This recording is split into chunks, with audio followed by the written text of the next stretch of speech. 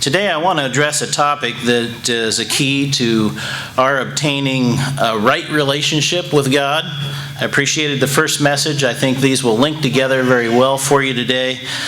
You know, it's an understanding that comes really easier to those of us who have the Spirit of God, because the conversion process that God has us involved in should, and I say should, help us to not only see this subject for what it is, but also should make it easier for us to achieve. The title of my message today is, Have We Surrendered? Have we surrendered, or are we just compliant? Or are we just compliant? You know, in the world of addictions, alcohol, drugs, and even pornography, the subject of compliance versus surrender is a very real battle. It's a battlefield for these people every single day. Many of us that maybe have been in the throes of addictions may never get to the place where they cast their ego aside and their self-will aside and surrender themselves to a program, a recovery program. Surrendering is such a key issue for many who suffer with addiction. Now, we who have been called out of this world of sin and corruption struggle in a very similar way. We were captive to sin in our own carnal nature until God brought us to the point of complete surrender to Him. We can find ourselves struggling just as those do with physical addictions. We're carnal by nature. I know that's no news to any of us. We struggle with the physical problems that come with being carnal and kind of ego-driven. And there are times we resemble addictive tendencies in our sinful behavior. The definition of compliance, the dictionary definition, is the action of complying with a wish or command with an acquiescent type attitude. In physics, I thought it was interesting too that there are multiple definitions here. In physics, the property of a material undergoing elastic deformation when subjected to applied force. So if you apply some force, then an object would be compliant then. In medicine, the definition is the ability of an organ to distend in response to applied force. Again, applying force, something then complies. Now, this is taken from a dependence recovery website, and I'll just read a few excerpts. Compliance needs careful definition. It means agreeing, going along, but in no way applies enthusiastic, wholehearted assent or approval. There is a willingness not to argue or resist, but the cooperation is a bit grudging, a little forced. One is not entirely happy about agreeing. Compliance is therefore a word which portrays mixed feelings, divided sentiments. There is a willingness to go along, but at the same time, there are some inner reservations which make that willingness somewhat thin and watery. It does not take much to overthrow this kind of willingness.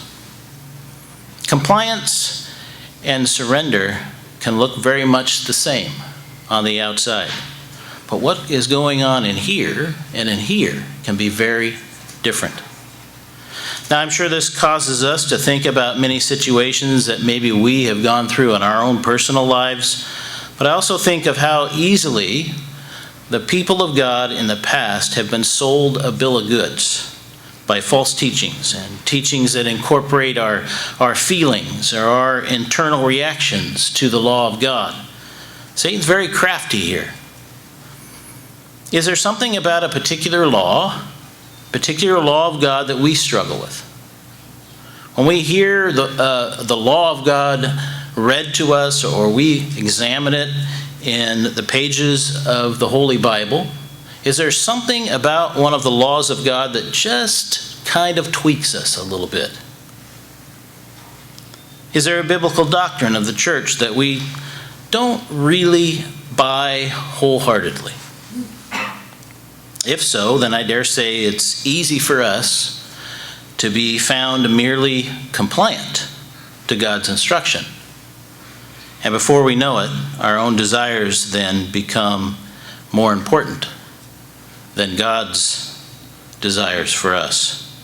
And we give that little crack in our life, that little space for Satan to come in and start creating havoc. Now, when we're not in a state of complete surrender to God, Satan will find ways to speak to our pet peeve, that little resistance we have under the surface, and that will grow. And before we realize it, we'll find ourselves in opposition to God and in opposition to God's law. A compliant person believes that they are just fine where they are. But they will bend. They'll alter their behavior when outside forces are applied. But this is not change. We can't fool ourselves. This is not change. But rather, once force is not being applied, what happens? They revert to their original state.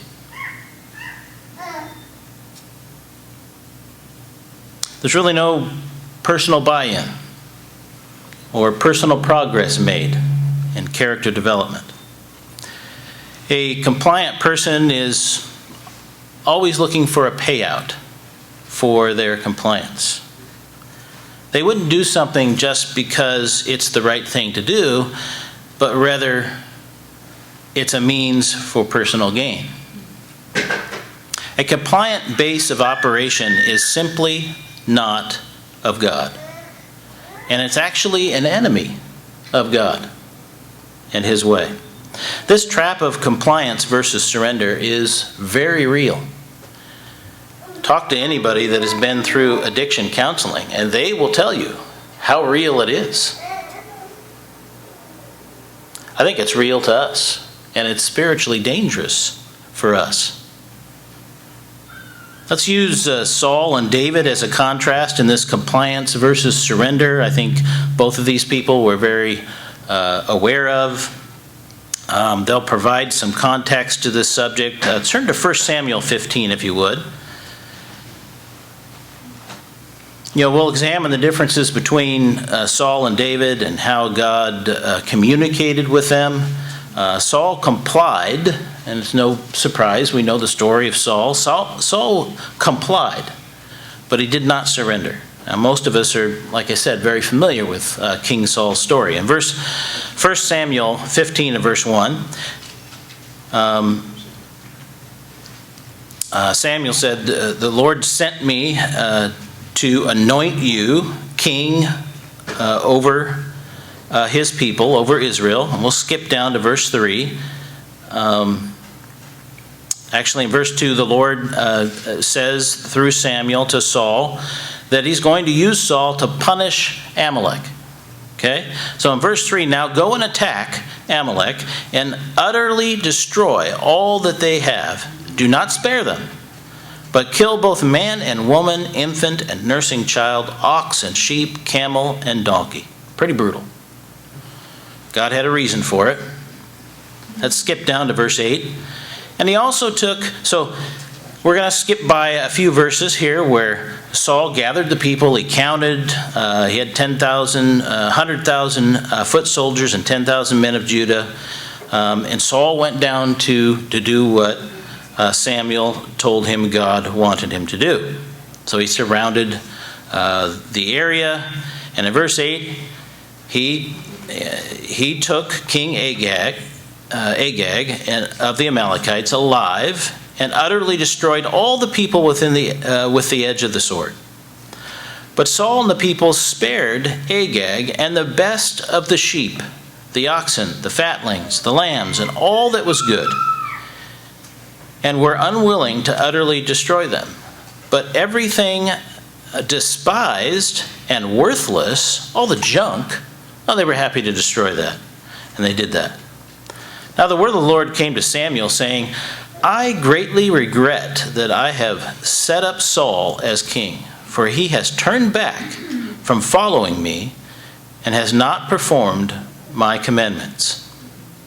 And it grieved Samuel, and he cried out to the Lord all night. So when Samuel rose early in the morning and met Saul, it was told Samuel, saying, "Saul went to Carmel, and indeed he set up a monument for himself. And he has gone around, passed by, and then gone down to Gilgal." Saul had some arrogance issues. He had a little bit of ego in him. There's some indicators that we can pick out, character traits of Saul that can exist in us. Producing, what Saul was having and experiencing in his life was producing compliance, but not surrender to God. Like I said, Saul had an ego. Saul didn't follow God's instruction, but rather reasoned to his own conclusion. In verse 13, then Samuel went to Saul, and Saul said to him, "Blessed are you of the Lord. I have performed the commandment of the Lord." Interesting. Samuel said, "What then is this bleating of sheep in my ears and the lowing of the oxen which I hear?" Saul said, "They have brought them from the Amalekites, for the people spared the best of the sheep and the oxen to sacrifice to the Lord your God, and the rest we have utterly destroyed." Now we can, from my voice inflection, you can pick up the hint of excuse making. Saul was making excuses. Seems on the surface a nice thing for Saul to do for God, right? The people gathered the best that they had to offer, and they were just going to sacrifice them to God. Now, this is an attitude of being compliant, enough to appease God. That's the thought process. But ultimately, it was for their own gain, and it was for Saul's own gain. In verse 16, then Samuel said to Saul, "Be quiet, and I will tell you what the Lord said to me last night." And he said, "Speak on." So Samuel said, "When you were little in your own eyes, you were not head of were you not head of the tribes of Israel? And did not the Lord anoint you king over Israel? There was a time, Saul, when you didn't have this big head, when you didn't have this massive ego. What happened? Now the Lord sent you on a mission, and he said, 'Go and utterly destroy the sinners, the Amalekites, and fight against them until they are consumed.' When they did, why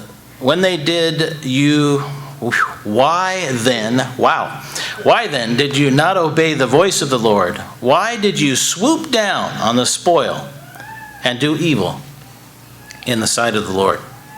Samuel uses this swoop down or fly down on the spoil, kind of indicating that Samuel understood what Saul's motives were here. It was about him. It was about what he could gain from this campaign, this military campaign. Saul saw the shiny objects, and he wanted them for himself. He was all too happy to take the spoils.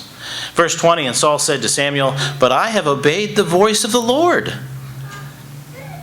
and have gone on this mission of which the Lord sent me, and brought back Agag, king of Amalek. I have utterly destroyed the Amalekites." But the people took of the plunder. The people took of the plunder, sheep and oxen, the best of the things which should have been utterly destroyed, to sacrifice to the Lord your God in Gilgal. So we see another indicator of an addictive, if you would, ego-driven personality. When confronted about wrong behavior, the blame is shifted to others. The people did it. But they did it with good intentions. Verse 22, so Samuel said, "Does the Lord delight in burnt offerings and sacrifices as much as in obeying the voice of the Lord? Behold, to obey is better than sacrifice, and to heed than the fat of rams." Another trait here addressed by Samuel: avoidance. A person that is caught in a cycle of compliance and sees little need for change will appease will capitulate, tell you what you want to hear, all to avoid accepting blame or wrongdoing. They do not want to be accountable. And they'll do the two-step to keep from being accountable. You know, my wife stated to me many times over the years when we were talking about wrongdoing, she has this statement that she says, there's simply no excuse for bad behavior. There just simply is no excuse for bad behavior. Samuel's saying this to Saul. There is no excuse for not obeying God. It doesn't matter what you come up with. Verse 23, for rebellion is as the sin of witchcraft, and stubbornness is as iniquity and idolatry. Because you have rejected the word of the Lord, he has also rejected you from being king. Now this was God's judgment upon Saul for not obeying. Verse 24, then Saul said to Samuel, I have sinned, for I have transgressed the commandment of the Lord and your words, because I feared the people and obeyed their voice. Saul, still here, caught with no way out, he still blames the people. He was king. He was the one God was holding accountable, and yet here he is still blaming the people. You know, many addictive and abusive behaviors will, people that have those tendencies will tell you what you want to hear. When there's no way out, when they've been cornered, they can't get out, they'll tell you what you want to hear. And this is another trait here shown by Saul. Someone seeking the path of least resistance. Now we still see the excuse making at the end, the finger pointing, still trying to divert blame instead of being accountable and accepting responsibility before God. Saul was made king by God and yet was shirking that responsibility. Verse 25, now therefore, please pardon my sin and return with me, that I may worship the Lord. These are syrupy words. If you're, as we've read through this whole account, if you're sitting there like Samuel sitting there listening to this, they would be syrupy words without too much meaning. Saul says to Samuel, well, I'm king, I'm God's appointed king, and you're the man of God. Let's walk together back now so that things will return to normal and, the people will be settled. Verse 26, but Samuel said to Saul, I will not return with you, for you have rejected the word of the Lord, and the Lord has rejected you from being king over Israel. And as Samuel turned around to go away, Saul seized the edge of his robe, and it tore. So Samuel said to him, the Lord has torn the kingdom of Israel from you today, and has given it to a neighbor of yours who is better than you. And also the strength of Israel will not lie nor relent, for he is not a man that he should relent.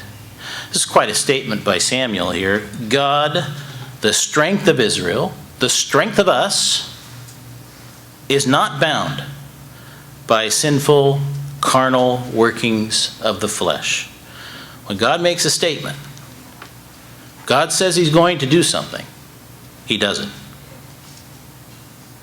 Samuel eventually acquiesced to Saul's request, but to go back with him, seemingly more for a purpose, because Samuel then carried out God's judgment on the king of the Amalekites. He hacked him into pieces and did what Saul was supposed to do, and completed God's mission. Verse 35, and Samuel went no more to see Saul until the day of his death. Nevertheless, Samuel mourned for Saul, and the Lord regretted that he had made Saul king over Israel. Saul was eventually, obviously, removed by God as king. It didn't happen right away, but eventually God did remove him. Let's turn to 2 Samuel 12, if you would. Let's read a contrasting account here. Nathan confronts David here concerning Uriah. You're very familiar with the story of of Bathsheba and the lust, and then what that produced. David, trying to fix things on his own, called back Uriah, her husband, from the front, and tried to get him to go home and sleep with his wife so that David's sin and Bathsheba's sin wouldn't be found out. But then Uriah, being an upstanding man, said, all of my platoon is out there, all my brothers, they're out there fighting. And they don't have the luxury of being with their wives. I'm not going to do that. I'm going to sleep on the doorstep. And David probably, just aggravated. He thought he had this, worked out. And 2 Samuel 12, verse 9, why have you despised the commandment of the Lord to do evil in his sight? You have killed Uriah the Hittite with the sword. You have taken his wife to be your wife. Remember, David sent Uriah with a letter back to the front lines, told his commanding officer, put him on the very front. Well, for what purpose? So David could kill Uriah and have what he wanted. Crazy. And have killed him with the sword of the people of Ammon. Now, therefore, the sword shall never depart from your house, because you have despised me and have taken the wife of Uriah the Hittite to be your wife. Thus says the Lord, behold, I will raise up adversity against you from your own house, and I will take your wives before your eyes and give them to your neighbor. And he shall lie with your wives in the sight of the sun. For you did it secretly, but I will do this thing before all Israel, before the sun. Why do you think God punished David in that way? What David did as an appointed king, anointed by God, is bring shame upon God. God's letting David live with that shame himself, to understand that level of shame for sinful behavior.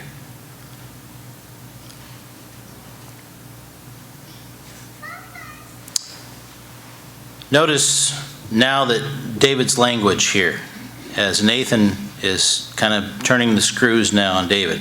So David said to Nathan, I have sinned against the Lord. Verse 13. Nathan said to David, the Lord also has put away your sin. You shall not die. That's pretty quick. God knew almost immediately where David's heart was at. And he had already made his judgment. He passed this judgment that these are the things that you're going to pay for that action. But then he says, I have sinned against the Lord. Didn't pass it on to anybody else. Didn't point his finger. Didn't make excuses. Just said, I have sinned against the Lord. And Nathan said to David, the Lord has put away your sin, and you shall not die. That quick. Verse 14, however, because by this deed you have given great occasion to the enemies of the Lord to blaspheme, the child also who is born to you shall surely die. So because you have blasphemed my name, brought shame upon me, that child is going to die. You're going to learn this lesson. And David had total acceptance of God and God's judgment here. David didn't want this judgment, don't get me wrong. He didn't want this to happen to his son. This was an innocent baby.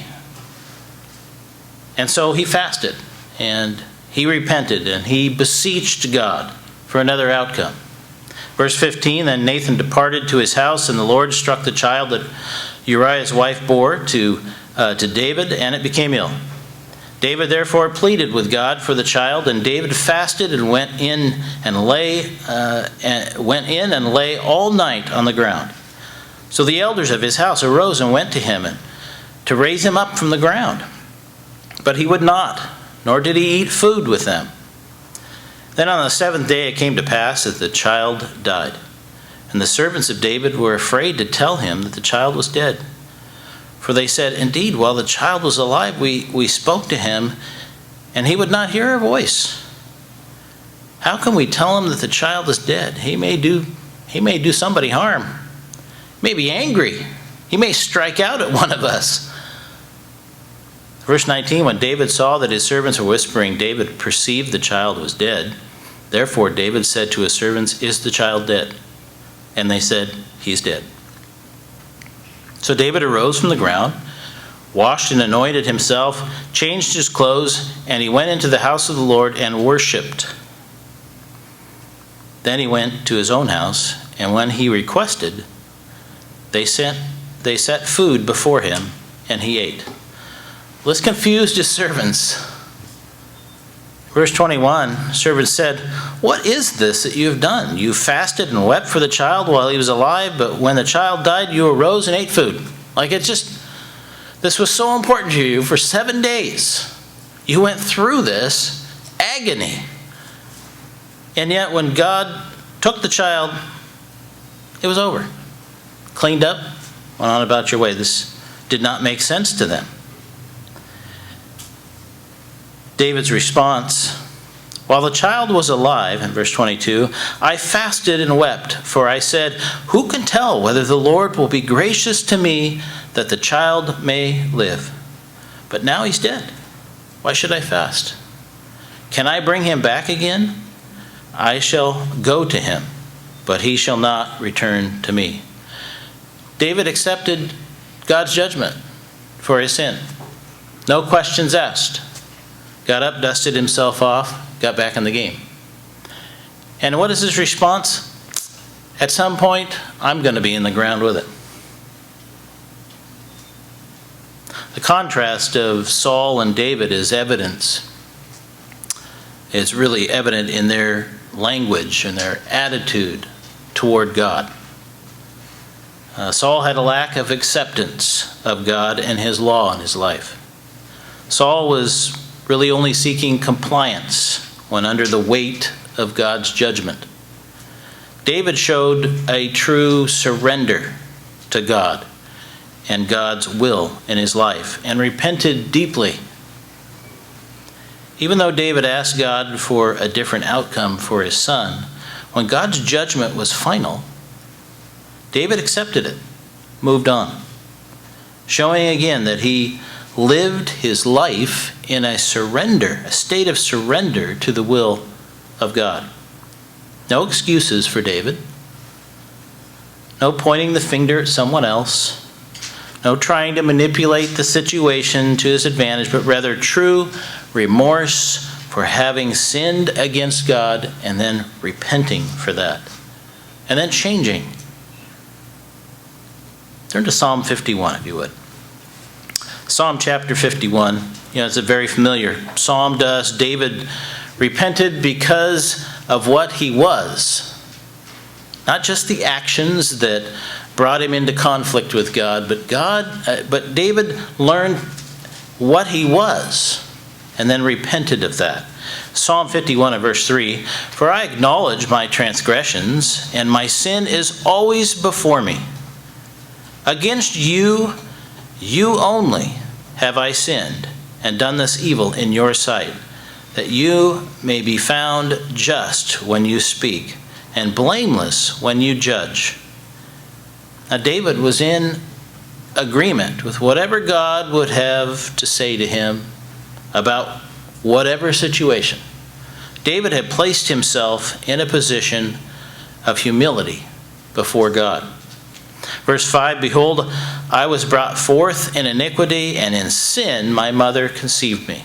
Now, David understood the ways of God because he understood who he was. Physical, mortal, flawed, in need of repentance. It wasn't just the actions. He understood who he was. "Behold, you desire truth in the inward parts, and in the hidden part you will make me to know wisdom." Who was the source of this for David? David recognized where the source of this wisdom came from. A compliant person does not do this. They put on a show outwardly to avoid the real work on the inside. David here is desiring inner refinement from God. Oh, the Psalms of David paint those pictures eloquently. What's going on in here and in here for David?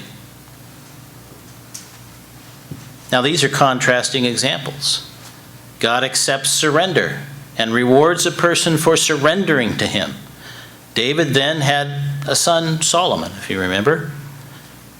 The name Solomon means peace, which no doubt reflected David's attitude toward God. Nathan called Solomon Jedediah, and that name means beloved of the Lord. This no doubt signifies God's attitude toward David and his descendants for this relationship. Saul had in his possession kingship over Israel, and he gave it away because he would not surrender to God. David had his kingship confirmed by God. He still had to pay the penalty of the sin he committed. God accepted David and his repentant attitude.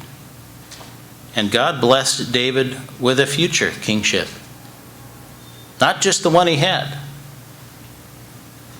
God does not respect or accept mere compliance. He just doesn't.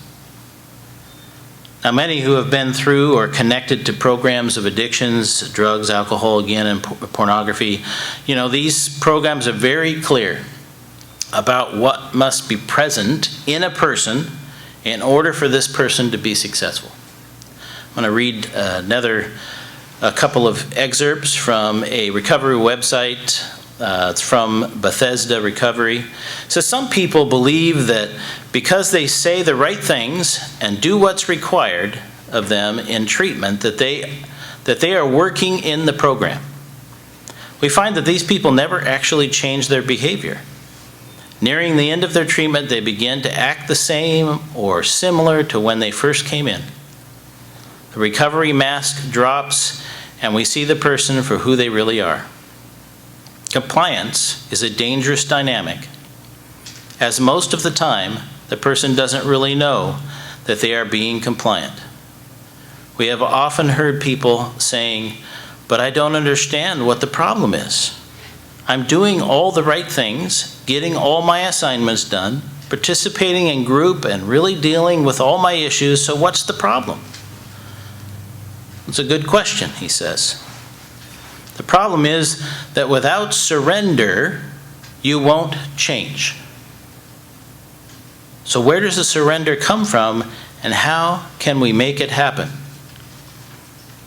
They continue, surrender to most people implies that they have lost, or they're giving up, or the fight is over. Addicts are not the easiest people to deal with when it comes to losing or letting go, so the concept is foreign to them. But it is a must. We need to surrender to the fact that within us, we don't have the power or ability to stop using substances. That left to our own devices, we will use or abuse substances until it kills us. The second part of that surrender is accepting that we need help from external sources in order to get into recovery. Interesting. One more website, what they say about surrendering. Surrendering happens when we realize there is no exit plan. Committing to recovery is the only way to live in a full and happy life. We realize we can't do this all on our own, and we allow a higher power to guide us through. When we surrender, we're taking our ego, the very thing that got us into this situation in the first place, out of the picture. According to one of the founders of Alcoholics Anonymous, the attainment of greater humility is the foundational principle of each of AA's 12 steps. They continue, nothing good can come from letting our egos control our thoughts and actions. Again, one of the founders of AA said, humility is the hinge upon the door of recovery that recovery swings. That's why surrender requires an act of faith. It requires we let go of our attachment to outcomes and place our trust in the process. Interesting words there. Our ego prevents positive change within us. Defiance is our way of elevating our egos back to where we feel we're in control. But it is counterproductive to positive change, to the positive changes we're trying to make. It is when we decide our time is up being compliant, letting go of our ego and accepting that we are powerless. This is when real change can happen. So why all this talk about addictions and recovery programs? Now I know since you're here on the Sabbath, you're here with a desire to be taught from God's Word, I know what goes on when we read these kinds of things. It's natural for us, especially on the Sabbath, for the Spirit in us to work with our minds and begin to ask questions about ourselves. Am I addicted to something? Do I resemble these traits? Those are hard questions, but that's what the Spirit resides in us for, to refine us. Turn to Luke 14, if you would. Applying spiritual analogies and antidotes to the things that we read and we see in our lives is natural for us. We're God's people, and we think that way. Real surrender to God is something Christ modeled for us. In Luke 14, he addresses the cost of discipleship. This is kind of a funny situation because there was a massive crowd, multitudes, as verse 25 says, a great multitude went with him. There was a bunch of people following him.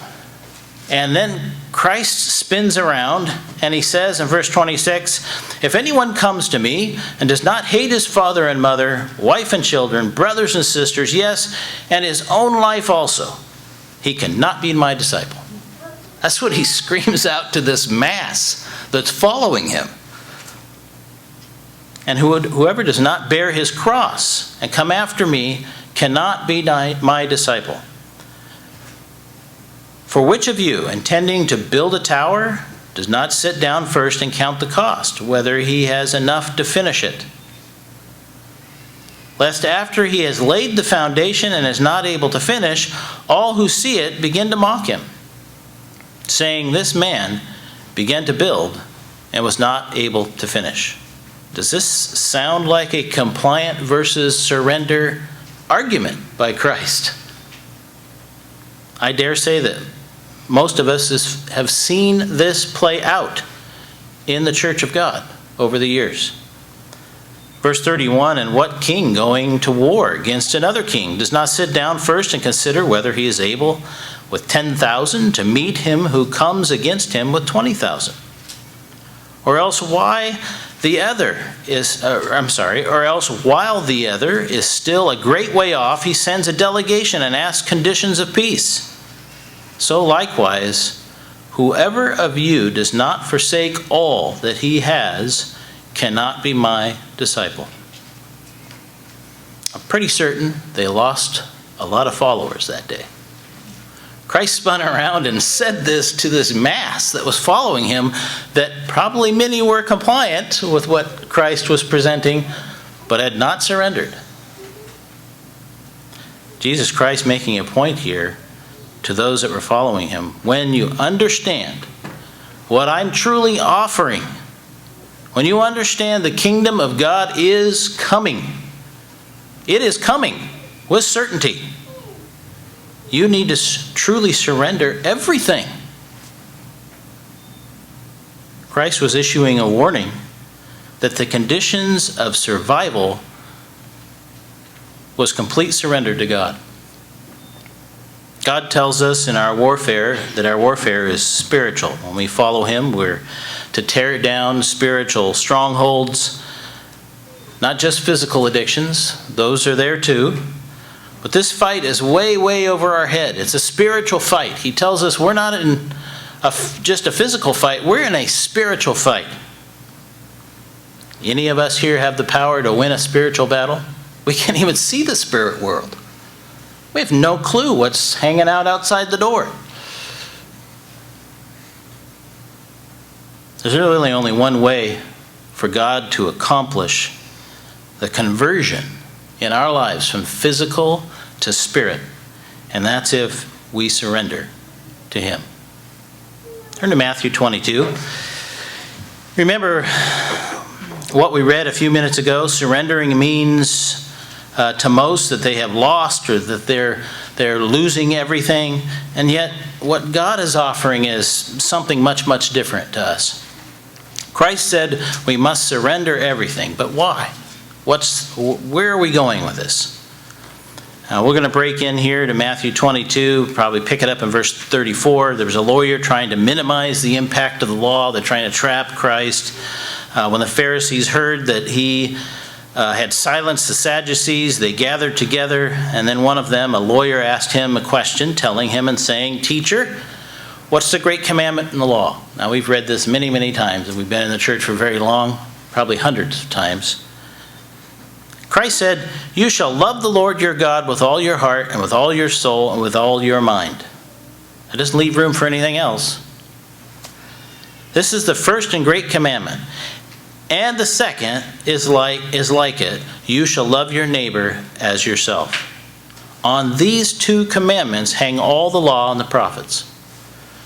So Jesus Christ reinforced all the law and the prophets. He left nowhere for the lawyer to go. The religious leaders of the time practiced compliance to the law. They amended the law with all sorts of practices. Remind you of anything? We live in a country that we have a constitution. It's not perfect. It may be one of the best forms of law that man's come up with, but it's still evil, still created by humans that are influenced by Satan, who's the governor of this world. And yet, we've created this constitution in this land, and we have 27 amendments. 27. And we'll have more. Because when somebody does not uphold the spirit or intentions of the law, then a compliant man must create clarifications, physical do's and don'ts, find ways to get what he wants, find an angle, find a loophole. Jesus was saying love is the standard. Godly love is the standard. And it must be in here, and it must be what governs everything that goes on here, and then it must be evidenced in your life.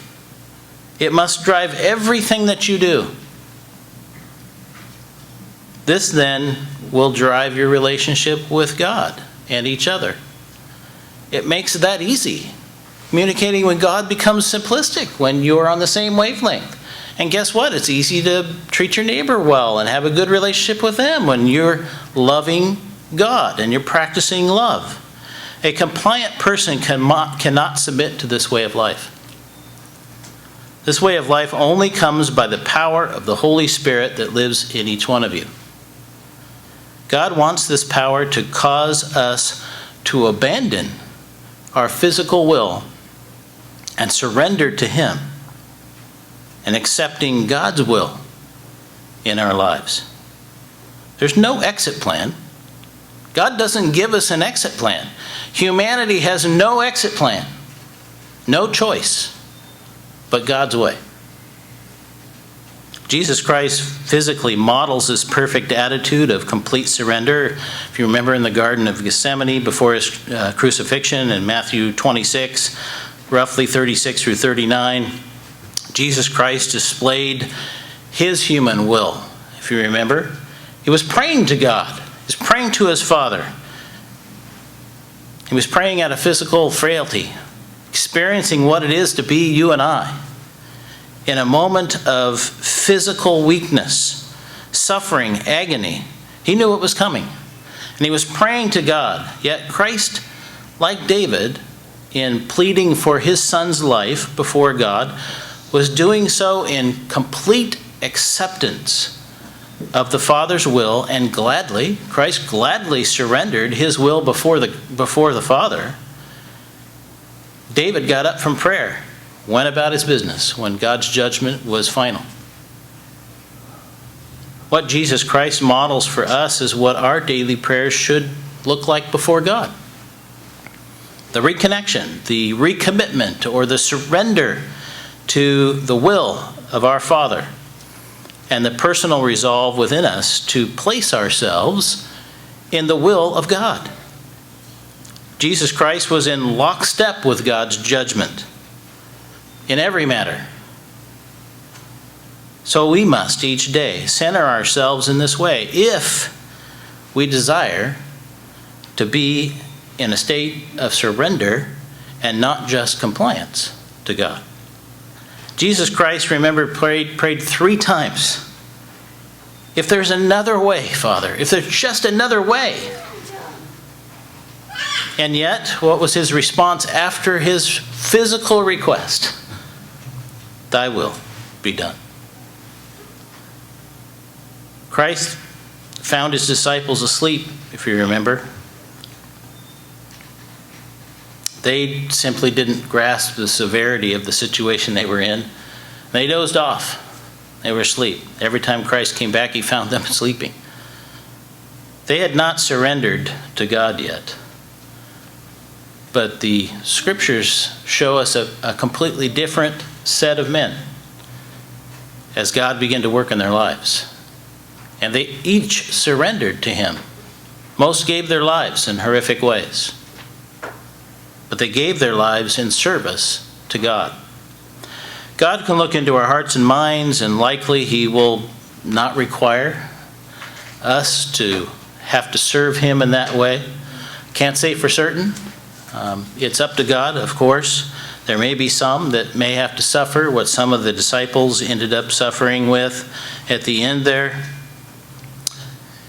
God must know, bottom line, God must know you and I have surrendered to his will. It's a good thing for us to meditate on and pray about. Have we truly surrendered, or are we just being compliant? If we think there's a chance, we are simply complying in some part of our life. Remember, complying is agreeing, going along with, but in no way implies enthusiastic, wholehearted assent or approval.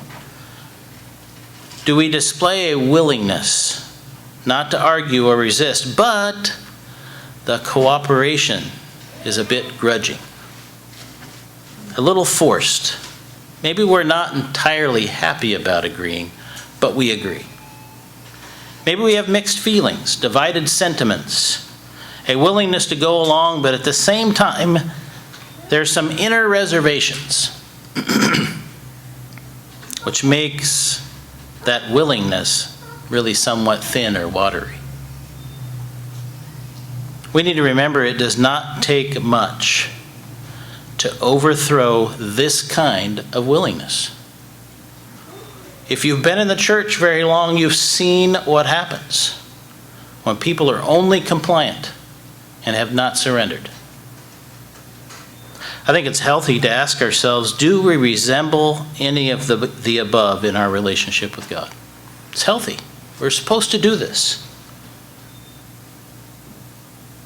What will God the Father need to do to bring us to a surrendered state? That's a scary question. Don't like to know the answer to that. Well, if you don't want to know the answer to that, surrender. Know that you're fighting a battle that you're not going to win. There's no exit plan.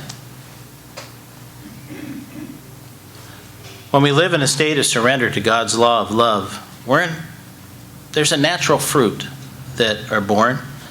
We're humble, we're teachable. We're not prideful, we're not arrogant. We're patient. We're patient with others, that we're less sensitive to others mistreating us. With God, we're patient with God. We're willing to wait on God to work things out to His glory. We're in control of our emotions and feelings. I mean, what does it look like to be surrendered to God? We look for ways to show that God's love towards Him, towards each other, towards people. We're positive. We're a believing people, dwelling on the good things that God has to offer. We tend to be happy, more pleasant person, because there's no doubt concerning God's ultimate will for us. We live in that state of promise of God's will. We're willing to personally sacrifice for the good of others. We're content and seek to be peacemakers, focusing on the similarities that we have and not the differences, bringing unity. These are just some of the things that become part of us when we have surrendered completely to God. If this is who you want to be, and I assume it is, you're here, then I implore you to pray that God continue to bring you to a state of surrender to Him. And point out those areas in us. We might just simply be complying, but not surrendering.